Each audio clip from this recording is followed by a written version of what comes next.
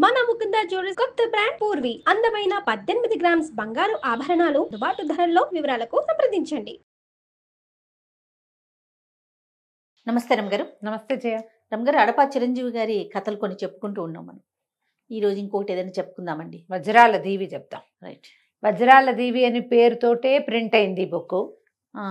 ఇదే మొదటి కథ ఆ పుస్తకంలో. దాంట్లో ఇంతకుముందు వేరే కథ చెప్పుకున్నాం కదా, వజ్రాల దీవి పేరుతోటి క్లాసిక్ బుక్స్ వాళ్ళు ప్రింట్ చేసిన కథ. ఇది ఒక 55-60 పేజీలు ఉంది. బుక్ చూపిస్తారా మాకు? చూపించనా? వజ్రాల దీవి, అడపా చిరంజీవి గారు. ఇప్పుడు నీ బుక్ ఫెయిర్ లో కనపడతాయి ఇవి. కావాలంటే ఇది కూడా క్లాసిక్ క్లాసిక్ బుక్స్ వాళ్ళే వేశారు, విజయవాడ వాళ్ళు. ఆ క్లాసిక్ బుక్స్ కి మనం ఆన్లైన్ నెంబర్ చూసుకొని ఫోన్ చేసి మాట్లాడినా మనకి పుస్తకాలు పంపిస్తారు, చదువుకోవచ్చు. నేను చాలా బ్రీఫ్ గా చెప్తా, తప్పకుండా ఎలాబరేట్ గా చక్క తాపీగా చదువుకోవడానికి. భాష బాగుంటుంది, సులువైన హాయి అయిన శైలిలో కథ చకచకా నడిపించేస్తారు. ఇంట్రెస్టింగ్ గా ఉంటుంది. ఈయన కొంచెం మలుపులు ఎక్కువ కథల్లో, ట్విస్ట్లు, చాలా ట్విస్ట్లు ఉంటాయి. మళ్ళీ అసలు కథను వదిలిపెట్టకుండా వెళ్తారు. చెప్దాం వజ్రాల దీవి. ఓకే అండి. ఏదో రాజ్యం పేరు చూద్దాం. పేర్లు గుర్తుపెట్టుకోవడం కష్టం చేయ కదా. అన్ని కథల మీద ఎక్కడ గుర్తుంచుకుంటారు మీరు కాబట్టి. వింధ్యాటవిని ఆనుకుని ఉన్న ఒక రాజ్యంలో భద్రయ్య అని ఒక సైనికాధికారి ఉండేవారు. అయితే ఏంటంటే మొదట కాలంలో చాలా నిజాయితీపరుడిగా పేరు తెచ్చుకుని చాలా గట్టిగా మంచి పౌరుషము, శూరత్వము, వీరత్వము ఉన్నవాడే ఈయన. ఈయనకు ఒక కుమారుడు ఉన్నాడు జయశీలుడని, భార్య మీనాక్షి. ఒక నడి వయసు వస్తూ ఉండగానే ఈయనకి ఏదో తీవ్రమైన అనారోగ్యం చేసింది. నరాలకు సంబంధించిన వ్యాధి, కదలికలు పోయినాయి. అయ్యో, మనం ఇప్పుడు కూడా చూస్తాం అట్లాంటివి. మంచాన పడిపోయాడు. అప్పుడు మరి వీళ్ళకి రిటైర్మెంట్ బెనిఫిట్స్ అవి ఉండే కాలం కాదో ఏమిటో మరి తెలీదు. కుర్రాడు ఇంకా 19-20 ఏళ్ళవాడు, 17-18 ఏళ్ళవాడుగా ఉండగానే ఈయనకి అనారోగ్యం సోకింది. ఇంకా నడి వయసు రాలా పాపం. ఎర్లీ 40sలోనే మంచాన పడిపోయాడు. ఆ భార్య దగ్గరున్న వర్తకుల ఇళ్లలో వంటలు చేస్తూ మెల్లిగా ఏదో భర్తని పిల్లాడిని చూసేది. పిల్లాడు ఆడుతూ పాడుతూ ఉండేవాడు. ఏకపుత్రులు అలాగే ఉంటారు. ఈయన పరిస్థితి రాను రాను దిగనాసిల్లిపోయి మంచానికి అంటుకుపోయేసరికల్లా కొడుక్కి ఒకసారి నచ్చ చెప్పింది. నాయన, నువ్వు ఏదైనా పని చేస్తే కానీ మన ఇల్లు నడవదు, మీ నాన్నకి వైద్యం అవ్వదు, ఇది కష్టం అని చెప్పి మెల్లిగా కుర్రాడు ఏదో పనిలో పడ్డాడు. పనిలో పడితే వెతికి ఎట్లాగోట్లా వంటశాలలో సహాయం చేసే పనికి పూనుకున్నాడు. మరి ఏమొస్తాయి 20 ఏళ్ల పిల్లలకి పై పనులు సహాయం చేయటం. అయితే వీడికి ఫ్రెండ్స్ ఉన్నారు చాలామంది. వీళ్ళలో చిత్రముఖుడు అనేవాడు ఇతనికి క్లోజ్ ఫ్రెండ్. ఈ చిత్రముఖుడు, జయశీలుడు ఇద్దరు వంటశాలలో, రాజుగారి వంటశాలలో పనికి దిగారు. ఏదో చేసేవాళ్ళు ఇద్దరు చేరుకో పని. ఒకసారి ఏమైందంటే పక్కనే అశ్వశాల ఉంటే ఒక గుర్రం మీద ఉన్న సైనికాధికారిని గుర్రం పడేసేసింది. పడేస్తే ఈ పిల్లాడు ఆయన్ని లేవదీసి ఆ గుర్రాన్ని లొంగదీశాడు. లొంగదీసరికల్లా ఆయన ఆశ్చర్యపోయాడు. ఊరిని నువ్వు ఉండాల్సింది ఇక్కడ కాదురా, నువ్వు అశ్వశాలలో ఉండాలి, కొంచెం పెద్ద పోస్టులో ఉండాలి, నువ్వు చాలా బలశాలివి, తెలివిగలవాడివి, గుర్రాన్ని లొంగదీయగలిగేవంటే నువ్వు మామూలు వాడివి కాదు, మంచి పౌరుషం ఉన్నవాడివి అంటే ఈ అబ్బాయి ఏమన్నాడంటే, నాకు ఒక సహాయం చేయండి. సరే, ఉద్యోగం ఓకే. ఈ ప్రభుత్వానికి రాజుగారి వైద్యుడు ఒక ఆయన ఉన్నాడు, నారాయణాచార్యులని. ఈ తండ్రిని ఆ నారాయణాచార్యులకు చూపించాలనుకున్నారు. ఆయనని కాస్త మా ఇంటికి వచ్చి మా నాన్నను చూసేలాగా ఏర్పరచండి అని అడిగాడు. తన్ని కాపాడాడన్న దీంతో ఈ అశ్వశాల అధికారి నారాయణాచార్యులు గారిని తీసుకొచ్చాడు.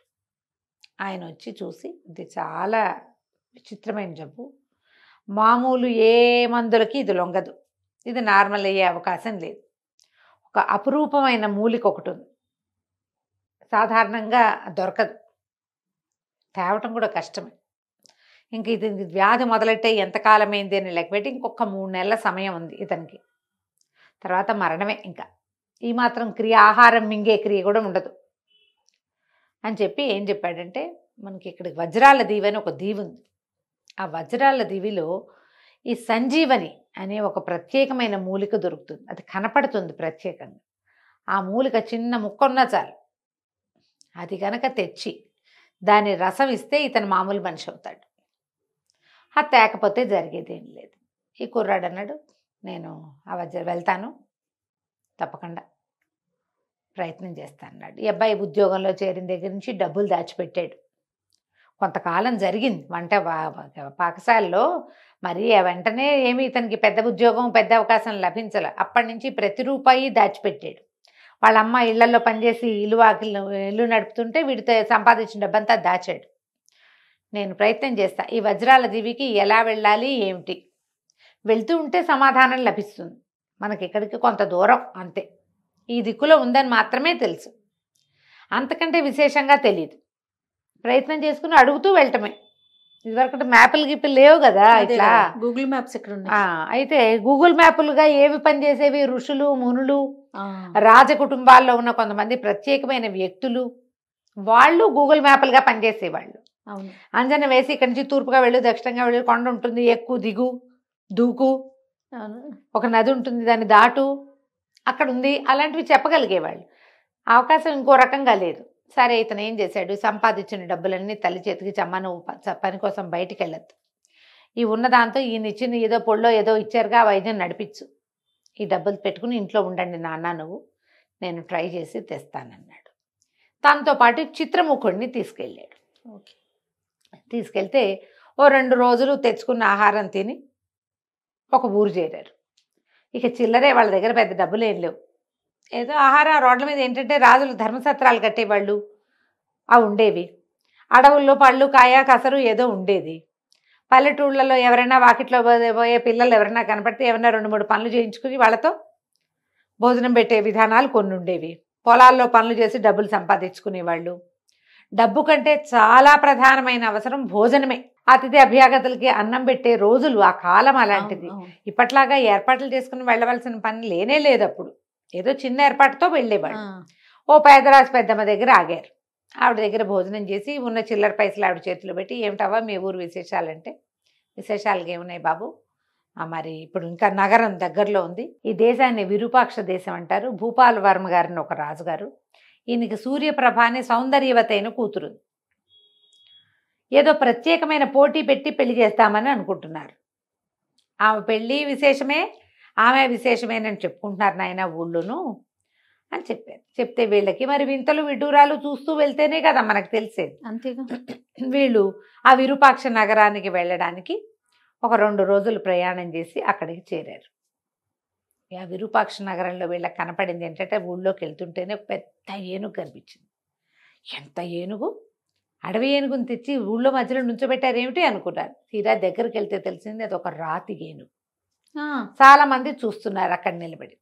ఏమిటి అని అడిగితే, ఎవరైతే దీన్ని ఈ రాతి ఏనుగుని ఈ ఏనుగుని నడిపించి కోటకి వస్తారు, ఎత్తుకుని కోటకి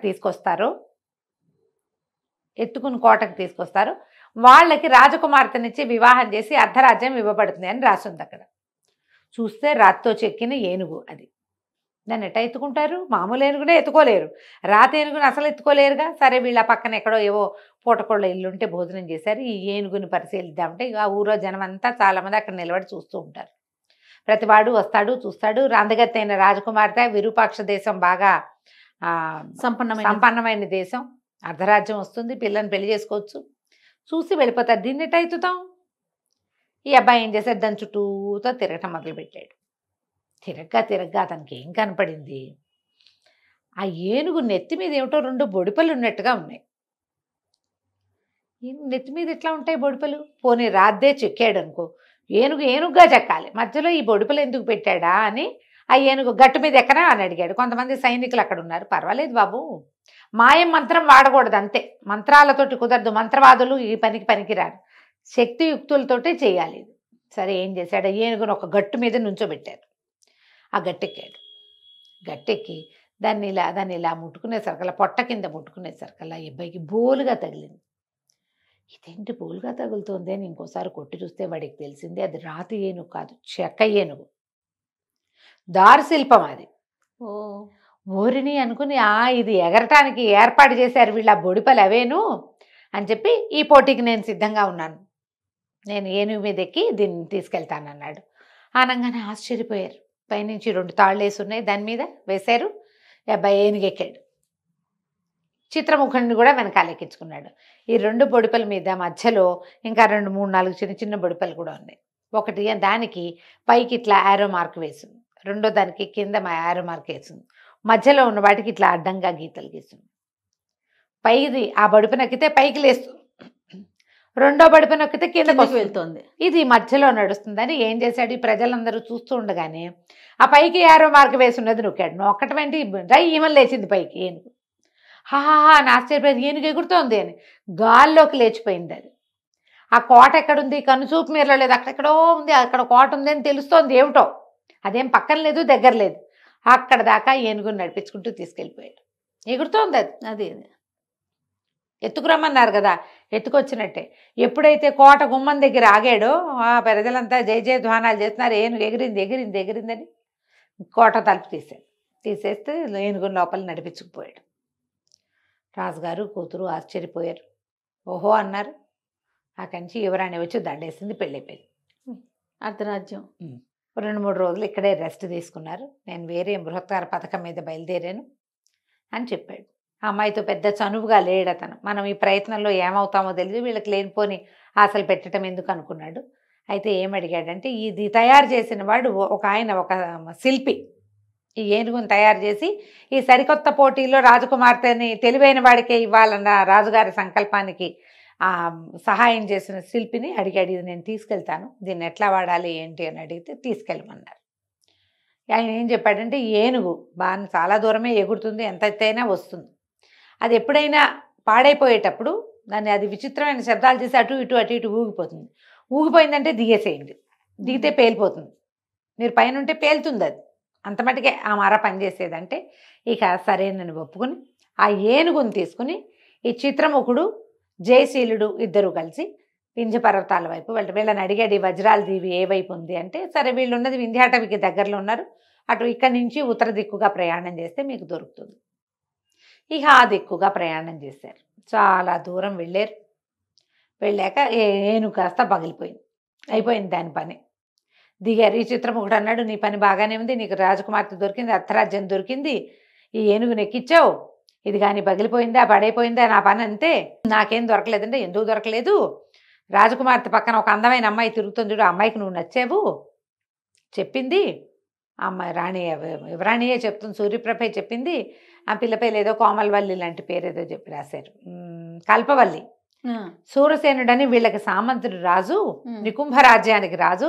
ఆయన తను అడవికి వేటకెళ్తూ రాజకుమార్తెని ఇక్కడ దింపెళ్ళాడు. ఆ రాజ్యానికి వాళ్ళకు కూడా ఒక్కతే కూతురు, నువ్వు ఆ అమ్మాయిని పెళ్లి చేసుకోవచ్చు చక్కగా. ఈ ప్రయత్నంలో సఫలమయ్యామంటే వెనక్కి తిరిగి వచ్చి నా రాజ్యం నాది, నీ రాజ్యం నీది, నికుంభ రాజ్యం నీకు వస్తుంది, విరూపాక్ష రాజ్యం నాకు వస్తుందని వాడికి ఆశ పెట్టాడు. ఆ రెండో వాడికి చిత్రముఖుడికి. ఇద్దరు కలిసి దిగారు. ఇక కాస్త ఏనుగు పేలిపోయింది. ఏనుగు పేలిపోతే ఒక చోట దిగారు. దిగితే అక్కడ ఒక ముని దొరికాడు వీళ్ళకి. ఆయన దగ్గరికి వెళ్ళి నమస్కారం చేసి, ఇగో ఈ వజ్రాల దీవికి వెళ్ళాలి, ఎంత దూరం అంటే చాలా దూరం, మామూలుగా వెళ్ళటం కష్టం. అయితే ఇక్కడ ఒక కిటుకుంది, ఇక్కడ గండభేరుండ పక్షులు వస్తాయి ఈ పక్కన అడవిలోకి. ఈ గండభేరుండాలకి 2 ప్లేసులు, ఒకటి వజ్రాల దివి, రెండోది ఈ అడవి. ఈ గండభేరుండాలు నిద్రిస్తాయి ఇక్కడికి వచ్చి. ఎప్పుడైతే అవి నిద్ర కోసం సాయంకాలం పూట వస్తాయో, రాత్రిపూట మీరు గనక వెళ్ళి వాటి కాళ్ళు పట్టుకుని కూర్చుంటే అవి మిమ్మల్ని వజ్రాల దీవిలో దింపుతాయి, ఇంకెక్కడికి వెళ్ళవు అవి. ఇదే మార్గం. ప్రయత్నం చేస్తారు కొంతమంది వజ్రాలు తెచ్చుకోవటానికి. వజ్రాల కంటే చాలా ముఖ్యమైనది మీరు వెళ్తున్న పని అనేసరికి అబ్బాయి సరే చూద్దాం అనుకున్నాడు. చిత్రముఖుడికి భయంగానే, చాలా భయం వేస్తుంది. కానీ తను ఏం చేశాడు, అడవి తీగలు అవి పెట్టుకుని, చెరుకో పీడుబాకు పెట్టుకున్నారు, కత్తులు ఉన్నాయి వీళ్ళ దగ్గర. ఈ గండభేరుండాలు అట్లా నిద్రపోతాయి. గండభేరుండం అంటే అది ఎంత ఉంటుంది, దాదాపుగా ఒక 150 మంది మనుషులు పక్కపక్కన చేతులు చాపుకుని నిలబడితే ఎంత ఉంటుందో అంత ఉంటుంది అది, రెక్కలు చాపితే. అమ్మో. దాని మీద మనుషులు ఎక్కి కూర్చుంటే చీమలు ఎక్కినట్టు ఉంటుంది, దానికి ఏం తెలియదు. అది నిద్రలో ఉండగా దాని కాళ్ళ దగ్గరికి వెళ్ళిపోయారు ఇద్దరు. చెరుకో కాలు పట్టుకుని కూర్చుని తీగలు పెట్టి కట్టేసుకుని అలాగే నిద్రపోయారు. తెల్లవారేసరికల్లా రెక్కలు విదిలిచేసరికి పై ప్రాణాలు పైన పోతున్నాయి, భయమే. కానీ ఏదో ఒక ప్రయత్నం చేసి వెళ్ళాలిగా, అంతేగా. ఇక అక్కడికి చేరారు. వజ్రాల దీవి నిండా వజ్రాలే, ఇంతరాయి అంతరాయి అన్ని వజ్రాలు. అసలు ఎంత విశేషంగా ఉందో అది. చిత్రముఖుడు బోల్డ్ నేర్చుకున్నాడు. కానీ ఎలా పట్టుకెళ్తాం ఇక్కడి నుంచి, మళ్ళీ వెనక్కి వెళ్ళే మార్గం ఏమిటో చూసుకోవాలి. బ్యాకప్ ప్లాన్ ఏం లేదు అక్కడ, ఏ ప్లాను లేదు. అలా మెల్లిగా వెళ్తున్నాడు. నీలం రంగు పళ్ళు మాత్రం తినబోకండి అని చెప్పాడు ఈయన. బ్లూ కలర్లో కనపడ్డ పండు ముట్టుకోవద్దు. మీరు నీలం పండు తింటే లేడిగానో భల్లుకంగానో జంతువుగా మారిపోతారు. స్మృతి ఉంటుంది, మామూలుగా ఇది ఉంటుంది, కానీ మీరు మామూలుగా మారలేరు. ఇప్పట్లో ఆ అవకాశం రాదు, చాలా కొద్దిమంది రేర్గా వస్తుంది. మీకు వస్తుందో రాదో తెలీదు. బ్లూ కలర్ పళ్ళు మాత్రం తినకండి. సరే వీళ్ళు వెళ్ళి ఇద్దరు అంతా వెతుకుతూ చూసుకున్నారు. పళ్ళు నీలం రంగు పళ్ళు ఉన్న చెట్లు కూడా ఉన్నాయి, ఆకర్షణీయంగా ఉన్నాయి, కానీ దాని జోలికి వెళ్ళాల. ఎర్రపళ్ళు కాసుకుని కోసుకుని తింటుంటే ఒక లేడి వచ్చింది వీళ్ళ దగ్గరికి. మీరు తిన్నాక నాకు కూడా మిగిలితే పెడతారా అని అడుగుతోంది. అది ఆశ్చర్యపోయింది, మానవ భాషలో మాట్లాడుతోంది అని చెప్పి సంతోషించి దాని నోటికి పండు అందించగానే ఆ పండు తినేసరికి అలా లేడి కాస్త డింగమని ఒక రాజకుమారుడుగా రాజుడుగా మారిపోయింది, రాజవీరుడుగా. వీళ్ళు ఆశ్చర్యపోయారు. మీరెవరండి అన్నారు. నేను నికుంభ దేశానికి రాజుని, నా పేరు సూరసేనుడు అన్నాడు. ఓ, వీళ్ళు ఆశ్చర్యపోయారు. అదేంటి, ఎక్కడ నికుంభ దేశం, మీరు ఇక్కడికి ఎందుకు వచ్చారు, మీరు అడవికి వెళ్ళారని చెప్పారే వాళ్ళు. వీళ్ళమ్మాయే అక్కడ ఉన్న రెండో రాజకుమార్తె అంటే నాకు తెలీదు, నేను అడవిలోకే వెళ్ళాను, చాలా పెద్ద సుడిగాలు వచ్చింది, నేను అటు ఇటు పడిపోయాను, పడిపోతూ ఏదో చేతుకు దొరికితే పట్టుకున్నా, తీరా అదేమో గండభేరుండ పక్షి అయింది, నేను ఇక్కడ పడ్డాను, వచ్చి ఆకలిస్తోందని పళ్ళు తినేసరికల్లా నేను ఇలా మారిపోయాను. ఓకే, మాట్లాడడానికి ఎవరు లేరు ఇక్కడ, మాటలు ఉన్నాయి మామూలుగా, నాలో నేనే మాట్లాడుకుంటున్నాను. నేను 4 రోజుల నుంచి, నెల అయింది అప్పటికి మాట్లాడుకుంటున్నాను, మనుషులు కనబడ్డారు కదా అని మాట్లాడడానికి వచ్చాను. వీళ్ళ చేతి ఫుడ్ తినేసరికి అది మామూలు అయిపోయింది. అక్కడి నుంచి మీ అమ్మాయిని కూడా మేము చూసాం, నేను ఫలానా విరూపాక్ష రాజుగారి అల్లుడిని, ఇగో మీ కాబోయే అల్లుడు వీడే, మీ అమ్మాయి వీడిని ప్రేమించిందంటే ఇచ్చి ఈ అబ్బాయి నాకు నచ్చలేదు అన్నట్ట. వీడు కొంచెం బొద్దుగా ఉన్నాడు, నచ్చకపోయినా సరే అది తప్పదు కదా. అక్కడి నుంచి ముగ్గురు కలిసి తిరగటం మొదలుపెట్టారు. వీళ్ళకి ఏమిటా ప్రత్యేకమైన మూలిక దొరకాలి, దానికోసమే వెతుకుతున్నారు. అంతా నడిచి అన్ని పక్కలా చూస్తున్నారు. ఆ మూలిక ఎలా ఉంటుందో తెలీదు, కంటిని ఆకర్షిస్తుందని మాత్రమే చెప్పబడింది. వీళ్ళకి వెళ్ళగా ఒక ఒంటికన్ను రాక్షసుడు ఒకడు కనపడ్డాడు. ఆ రాక్షసుడితో యుద్ధం చేశారు. రాక్షసుడు వెళ్ళిపోయాడు. అక్కడి నుంచి ఇంకా అడవిలోకి ముందుకెళ్తే ఒక పెద్ద చెట్టు, ఆ చెట్టుకి లోపల ఇట్లా చుట్టుకుని ఈ సంజీవని వేరు అతనికి కనపడింది. చెట్టు ఎంత మెరిసిపోతోందో, ప్రత్యేకంగా కనపడుతుంది. మామూలుగా చెట్లు అట్లా ఉండవు కదా. అది చూసి దగ్గరికి వెళ్ళే లోపల ఇతనికి ఒక విషయం తెలిసింది. అందంగా ఉంది ఆ పువ్వు, ఆ చెట్టు. ఈ సంజీవని పట్టుకుని, ఓషధి పట్టుకుని ఉన్న చెట్టు కూడా భలే అందంగా ఉంది. ఏదైనా జంతువు దగ్గరికి వెళ్ళేసరికల్లా ఆ చెట్టు భీకరంగా మారిపోతుంది. 2 మొరటుగా ఉన్న 2 కొమ్మలు ఇలా ముందుకొచ్చి అక్కడున్న ఆ లేడినో జంతువునో పట్టుకోవడం, లోపల పొట్టలో వేసేసుకుంటుంది. ఓహ్, ఇది చూసారు. ఇది మ్యాన్ ఈటర్, అది ఏదైనా ఈటర్, అది మాంసభక్షకురాలు. ఉంటాయి కదా కొన్ని మాంసభక్షకాలు ఉండే చెట్లు. అవునవును. వీడికి అర్థం కాల ఏం చెయ్యాలి. దగ్గరికి వెళ్తే, ఆ వేరు కోసం దగ్గరికి వెళ్తే అది పట్టేస్తుంది. అయినా కూడా వెళ్ళాడు. వీళ్ళిద్దరు అరిచారు, కేకలు పెట్టారు, వద్దు నువ్వు వెళ్ళబోక అని. కానీ మరి వేరేమో అక్కడ ఉంది, తనకు అది కావాలి, ఆ సంజీవని. సరే ముందుకెళ్ళటం మొదలుపెట్టాడు. ముందుకెళ్తుంటే అది రయ్యమని మీదకి వస్తుంది. వీటి దగ్గర కత్తి పిడిబాకు ఉన్నాయి కదా, కత్తి పెట్టి కొట్టడం మొదలుపెడితే ఇక ముందుకెళ్ళే కొందికి భీకరంగా యుద్ధం చేస్తుంది. అది ఈ కొమ్మలు కాకుండా ఇంకో పక్క నుంచి కొమ్మలు వచ్చేస్తున్నాయి. ఓకే, మీదకి వచ్చేస్తుంటే చిత్రముఖుడు కూడా తన ఫ్రెండ్కి దెబ్బలు తగులుతాయని వాడు కూడా వచ్చాడు. ఇద్దరు కలిసి యుద్ధం చేస్తున్నారు. ఎన్నిసార్లు కొట్టేసినా మళ్ళీ కొమ్మలు మొలుచుకొచ్చేస్తున్నాయి. అవి తెగిపోయిన కొమ్మ వదిలేసి ఇంకో కొమ్మల నుంచి వచ్చేస్తుంది. నా చేతులు విరగొట్టావు నువ్వు, నీ అంతు చూస్తాను, నీ సంగతి చూస్తాను అని మాట్లాడుతోంది. అది మాటలు ఉన్నాయి ఆ చెట్టుకి. మాట్లాడుతుంటే ఈ చిత్రముఖుడు అన్నాడు, నువ్వు ఒక వీరుణ్ణి జయించాలంటే వాడి కుడికాలి బొటన వేలు గోరుని కొట్టాలి తెలుసా అన్నాడు. అలాగా అంది చెట్టు. మరి నిన్ను కొట్టాలంటే ఏం చేయాలంటే నా నెత్తి మీద ఉన్న కొమ్మని కొట్టాలిరా అనటం ఏమిటి. ఈ జయశీలుడు ఒక్క ఎగిరి ఆ నెత్తి మీద ఉన్న కొమ్మని కొట్టేశాడు. ఓకే, ఎప్పుడైతే తల తెగిందో ఆ ప్రాంతంలో ఒక యక్షకన్య వచ్చింది. ఓహో, ఆమె ఏం చెప్పిందంటే, ఎన్నేళ్ల నుంచో నేను ఇక్కడ పడున్నాను, ఇలా మాంసభక్షణతోటే నా జీవితం గడుస్తోంది. అయితే నా అదృష్టం ఏంటంటే ఈ సంజీవని ఔషధిని కాపాడడానికే నేను ఇక్కడ ఉన్నాను. ఈ ఔషధి కావాల్సినంత తీసుకోండి, మీకేం సహాయం కావాలో చెప్పండి. ఈ లోపల ఈ చిత్రముఖుడు మావగారు ఇద్దరు కలిసి ఏరుకోగలిగినన్ని వజ్రాలు ఉత్తరీయాల్లో మూట కట్టుకున్నారు. కాకపోతే జయశీలుడు ఒక్క వజ్రం కూడా తీసుకోలే. అతనికి ఆసక్తి లేదు వాటి మీద. అది తెచ్చుకుంటే ఆటోమేటిక్గా తండ్రికి నయమవుతుంది, తనకు ఎలాగో బ్రహ్మాండమైన రాజ్యం ఉంది. సూరసేనుడు కూడా వజ్రాల మీదే ఆసక్తిగా ఉందన్నమాట. బోల్డని ఏరు పెట్టుకున్నారు. సరే లోపలికి ఆమె చెట్టు దగ్గరికి వెళ్ళి, ఈ చెట్టు అంతా మాయమైపోయిందిగా, యక్షకన్యగా మారిపోయింది. ఆ దగదగలాడుతున్న సంజీవని వేరుని ఇంత ముక్క కట్ చేసి చాపేడి బాకుతోటి దట్టీలో పెట్టుకున్నాడు.